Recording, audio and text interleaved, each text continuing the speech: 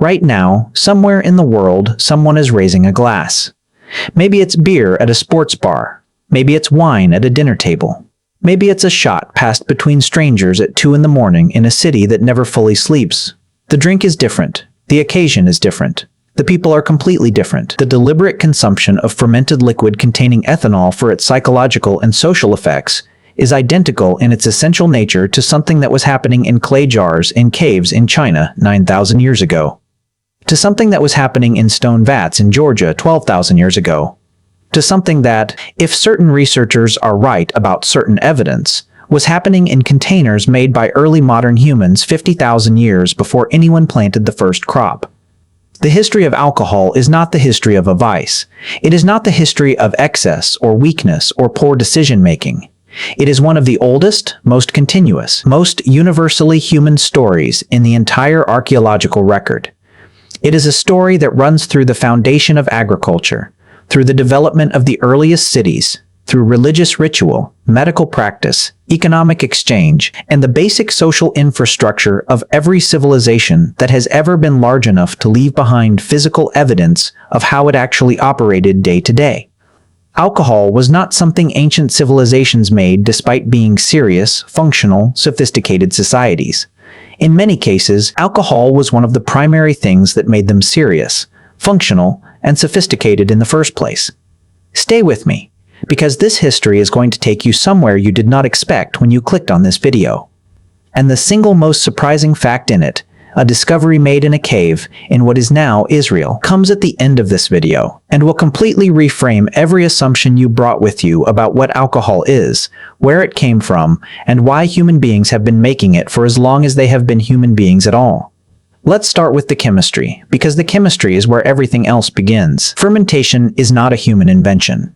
It is one of the most fundamental biochemical processes in the natural world, and it was happening for billions of years before any human, ancient or otherwise, figured out how to deliberately produce or control it. Fermentation occurs when microorganisms, primarily yeasts, but also certain bacteria, consume sugars in the absence of oxygen and produce ethanol and carbon dioxide as byproducts. This happens spontaneously whenever the right combination of sugars, yeasts, and temperature conditions come together, which in nature means it happens constantly. Overripe fruit fermenting on the ground. Honey stores in a beehive exposed to moisture. Partially dried grain that has gotten wet and warm. Nature produces alcohol continuously, without human intervention, as a routine consequence of organic matter interacting with naturally present yeast populations. This means that the question of when humans first made alcohol is actually two separate questions that almost never get distinguished from each other. The first question is when humans first encountered alcohol, which was almost certainly before modern humans existed at all, because fermented fruit and other naturally occurring alcohol sources were part of the environment that our primate ancestors inhabited for millions of years. The second question, the actually interesting one, is when humans first deliberately and intentionally produced alcohol, controlling the fermentation process rather than simply encountering its natural outputs. And the answer to that second question is old. Much older than most people expect. Old enough to suggest that intentional alcohol production may predate some of the other developments we think of as the foundational achievements of early civilization. The oldest confirmed chemically identified alcoholic beverage in the archaeological record comes from Jiahu, a site in the Honan province of China, dated to approximately 7000 BCE. Researchers analyzing residue from pottery fragments at the site detected chemical signatures consistent with a fermented beverage made from rice, honey, hawthorn fruit, and possibly grapes or other wild fruit. The analysis, published in 2004 in the Proceedings of the National Academy of Sciences, identified tartaric acid consistent with fruit fermentation, beeswax compounds consistent with honey, and plant compounds consistent with rice-based fermentation occurring together in the same vessel. This was not grape wine or grain beer in any simple modern sense. It was a complex mixed fermentation beverage, deliberately produced in pottery containers, at a settlement that was already organized and sophisticated enough to be making and storing ceramics. 9,000 years ago.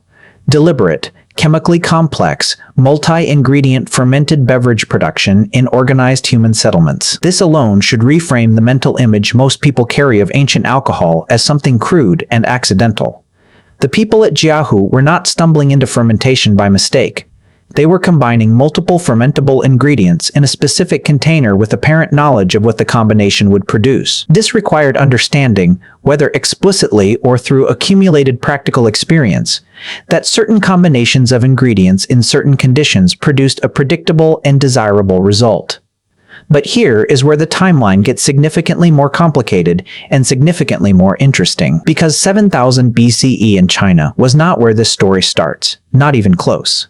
Stay focused here, because the next piece of evidence pushed the confirmed timeline of deliberate alcohol production back further than most specialists in the field expected when it was discovered, and it came from a place that reframes the entire geography of this history. In 2017, researchers announced the analysis of residue from stone vessels discovered at a site called Arini, one cave in Armenia, in the South Caucasus region. The residue tested positive for malvidin, a pigment specifically associated with red wine grape fermentation, along with grape seeds, skins, and vine fragments that were consistent with deliberate pressing and fermentation rather than incidental grade consumption. The date of this material was approximately 6000 BCE, placing organized wine production in the South Caucasus roughly 8,000 years ago. This site became the oldest confirmed winery in the archaeological record, a production facility rather than just a container with fermented residue, suggesting an operation organized enough to involve deliberate cultivation or, at minimum, deliberate harvesting of grapes at scale sufficient to press and ferment in stone vats. 2 years later, in 2019, another discovery pushed the date of grape-based fermented beverage production even further back. Researchers analyzing residue from ceramic shards at 2 sites in Georgia, the country in the South Caucasus, found evidence of winemaking dated to approximately 8,000 to 6,000 BCE, with the oldest samples pushing toward the earlier end of that range. The South Caucasus, it now appears, was not just one early site of wine production. It was very possibly the region where grape cultivation for fermentation was first developed, and the dates now place this development at roughly 10,000 years ago, in the same general period when agriculture itself was beginning to emerge in the broader region. This temporal coincidence between the emergence of deliberate alcohol production and the emergence of agriculture is not coincidental, and understanding why requires one of the most interesting debates in all of archaeoanthropology. Here is the debate. The conventional history of agriculture says that early humans, at some point around 10,000 years ago in the Middle East and surrounding regions, transitioned from nomadic hunter-gatherer lifestyles to settled agricultural ones, because farming produced more reliable and abundant food, which allowed population growth, which allowed the development of cities and specialized labor, and eventually everything we call civilization. Alcohol, in this conventional story, is a product of agricultural surplus. You have more grain than you can eat. Some of it ferments. You discover that the fermented product has desirable properties. You begin producing it deliberately. Beer is a byproduct of agriculture. A significant and growing body of research has directly challenged this sequence. The challenge goes by several names in academic literature, but its core claim is simple and deeply provocative. What if it was the other way around? What if the desire to produce alcohol reliably and in quantity was one of the primary drivers of the decision to cultivate plants and stay in one place, rather than a later consequence of that decision? The argument runs like this. Deliberately cultivating grain at the scale required to support a settled population is extraordinarily difficult by any practical measure. It requires clearing land, planting, protecting crops from birds and other animals, managing water, harvesting, processing, and storing grain in quantities sufficient to support a community through seasons when growing is not possible. It is, in terms of daily labor, significantly harder and more time-consuming than the foraging lifestyle it replaced, as research on hunter-gatherer work hours has repeatedly shown. The rational economic case for agriculture is not as obvious as the civilizational outcome makes it appear in hindsight.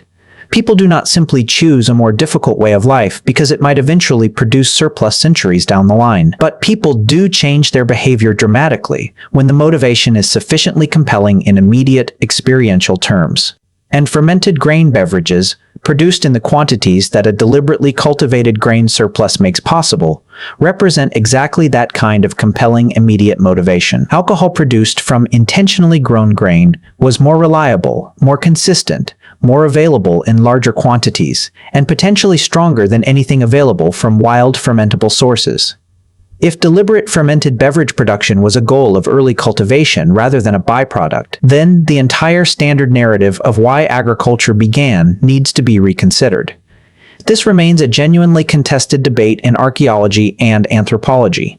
The evidence does not conclusively settle it in either direction, but the temporal coincidence of the earliest confirmed large-scale grain cultivation sites and the earliest confirmed large-scale fermented grain beverage production sites, and the fact that in several key early agricultural sites, the evidence for beer production appears to predate or be simultaneous with the evidence for bread production from the same grain, continues to keep the debate alive among serious researchers. Now here is the turn in this story that almost nobody outside academic specialists in ancient history knows about, and it completely reframes the role of alcohol in the development of the earliest human civilizations. Göbekli Tepe, in what is now southeastern Turkey, is one of the most significant and most disruptive archaeological discoveries of the last century. It is a massive ritual complex featuring enormous carved stone pillars arranged in multiple circular enclosures, decorated with sophisticated relief carvings of animals and abstract symbols, built by people who were, as far as the archaeological evidence currently shows, still living as hunter-gatherers. The site dates to approximately 10,000 to 12,000 years ago, making it the oldest known large-scale human construction project by a significant margin, predating Stonehenge by roughly 7,000 years and predating the Egyptian pyramids by even more. The disruptive implication of Göbekli Tepe is that the conventional sequence, settled agriculture first, then organized labor, then large construction projects, then complex ritual practice, does not fit the evidence. People who were not yet farming, who were not yet living in permanent settled communities in any archaeologically confirmed sense, were organizing and sustaining the labor necessary to quarry, transport, and erect limestone pillars weighing up to 20 tons. This required feeding and sustaining large numbers of workers over extended periods, and the evidence found at Göbekli Tepe for how that might have been managed includes large stone vessels, specifically designed and sized for fermented beverage production, that chemical analysis has confirmed were used to produce beer from wild grain. Beer, made from wild grain before domesticated grain existed, at a ritual site that predates agriculture. Produced in purpose, built containers large enough to serve significant numbers of people. The implication that researchers have drawn, carefully but clearly, is that the social cohesion required to build Göbekli Tepe was maintained at least partly through communal fermented beverage consumption, and that the production of that beverage at sufficient scale may have been one of the pressures that drove the eventual domestication of grain in the region. You are not looking at alcohol as a product of civilization. You are looking at alcohol as one of the mechanisms through which the social conditions necessary for civilization were created. Let that rearrange the timeline in your mind for a moment, because it matters for everything that comes next. Ancient Egypt is the place where the role of alcohol in early civilization becomes most thoroughly documented, because Egypt left behind more records than almost any other ancient society, and those records are explicit about the role of beer and wine in Egyptian daily life at every level of society. Beer in ancient Egypt was not a recreational indulgence for the leisure class. It was a caloric staple, a nutritional resource, a medical treatment, a religious offering, and a primary form of wage payment simultaneously. The workers who built the pyramids at Giza, contrary to the long-standing popular image of slave labor, were paid workers whose compensation records have survived in the archaeological record. Those records showed daily rations that included bread and beer in standardized quantities. Beer was currency in the most literal sense of being the medium through which labor was compensated and economic obligation was discharged. The Egyptian state's ability to organize and sustain the largest construction projects in the ancient world depended in part on its ability to produce and distribute fermented grain beverage at industrial scale as a form of worker compensation. Ancient Egyptian medical papyri list beer as an ingredient in over 100 medicinal preparations used as a base for herbal remedies, as a treatment for intestinal ailments, as a wound wash, and as a component of treatments for conditions ranging from constipation to difficult childbirth. This was not superstition operating in the absence of understanding. Fermented grain beverages, particularly those consumed before full modern filtration and preservation techniques existed, contained live lactobacillus bacteria and other microorganisms with genuine antimicrobial properties. In an environment where water sources were frequently contaminated with intestinal pathogens, a fermented beverage with even modest alcohol content and active bacterial populations may genuinely have been a safer and more health-supporting drink than available water in many circumstances. The health argument for ancient alcohol consumption is one of the most persistently misunderstood aspects of this history. Modern people sometimes struggle with the concept that our ancestors were not simply unaware of the risks of alcohol. In the specific context of ancient water quality, where cholera, typhoid, dysentery, and other waterborne pathogens were constant and lethal threats, the consistent choice of fermented beverages over available water sources may have represented genuine practical health intelligence, accumulated through empirical observation of differential survival outcomes. The people who drank beer instead of river water in ancient Egypt lived longer and had fewer intestinal diseases. The people who observed that pattern, whether or not they understood the underlying microbiology, were making a functionally rational health decision given the information available to them. Now I want to take you to the discovery I promised at the beginning of this video, the one that changes everything. And it comes from a cave in Israel called Raqefet Cave, in the Carmel mountain range, excavated by a team from the University of Haifa and published in 2018.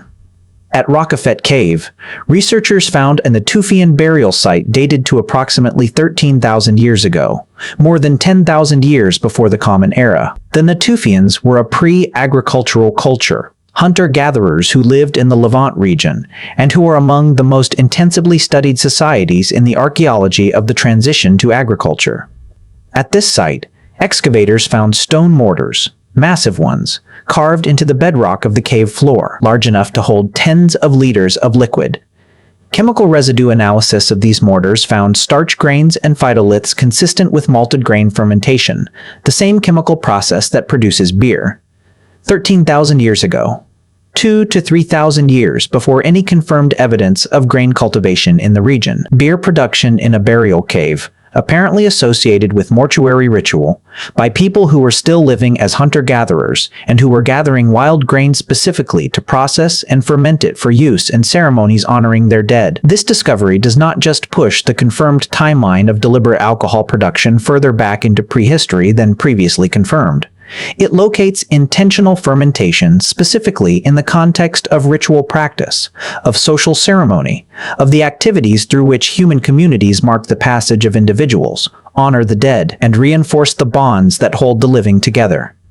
The oldest confirmed beer production site in the Levant, one of the most archaeologically studied regions in the world, is a burial cave, not a kitchen, not a marketplace, not a palace or a granary.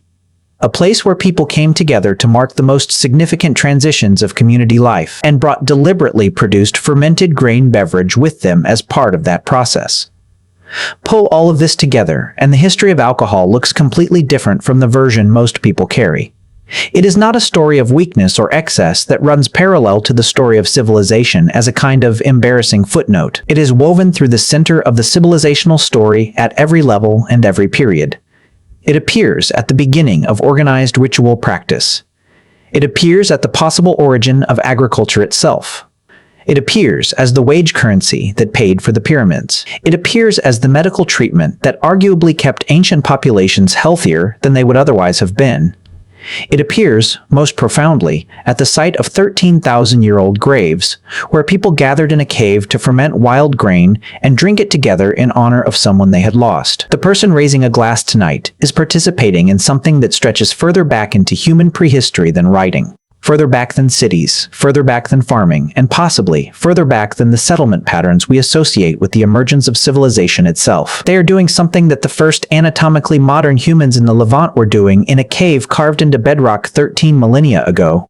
Something that the builders of the world's oldest temple were doing in stone vats before the concept of a domesticated plant existed. The drink changes. The occasion changes. The people are always different. But the act, the gathering of human beings around a deliberately produced, fermented liquid, the specific social and neurological experience that follows, the bonds that are built and reinforced in its context, has been continuous. It has been there, running without interruption, through the entire span of recorded human history and well beyond it, as old as the impulse to mark a death, as old as the impulse to build something larger than any individual could build alone, as old as the impulse to gather with the people you trust at the end of a difficult day and do something together that reminds you all that you are alive. That is what alcohol actually is. Not a vice with a history, a mirror with one. And the face it reflects back has been recognizably human for longer than we have yet been able to measure.